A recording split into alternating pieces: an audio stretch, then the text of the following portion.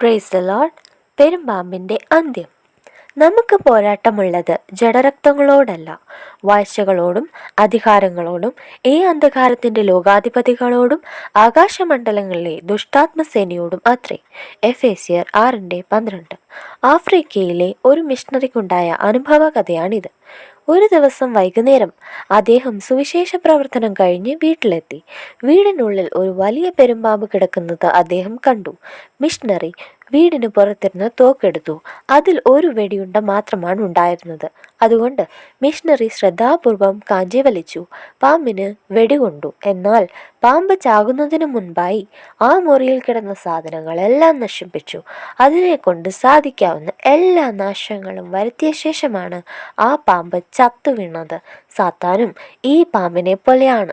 യേശുക്രിസ്തുവിൻ്റെ മരണ പുനരുത്ഥാനങ്ങളോടെ സാത്താന് മാരകമായി മുറിവേറ്റു. അവൻ്റെ ദിവസങ്ങൾ എണ്ണപ്പെട്ടെന്ന് അവനറിയാം. അതുകൊണ്ട് അവൻ ദൈവജനത്തെ നശിപ്പിക്കാൻ ആവതും ശ്രമിക്കുകയാണ്. മോഷ്ടാവും നശിപ്പിക്കുന്നവനുമായ അവനെ സൂക്ഷിക്കുക. യോഹന്നാൻ 10:10 പറയുന്നു, മോഷ്ടിപ്പാനും അറുപ്പാനും മുടിപ്പാനുമല്ലാതെ കള്ളൻ അഥവാ സാത്താൻ വരുന്നില്ല.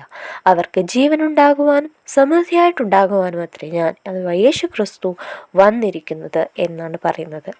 അതുകൊണ്ട് യേശുക്രിസ്തു വന്നത് നമുക്ക് ജീവനുണ്ടാകാൻ വേണ്ടിയാണ്. ഹല്ലേലൂയ. ദൈവം നിങ്ങളെ ധാരാളമായി അനുഗ്രഹിക്കുമാറാകട്ടെ. ആമീൻ.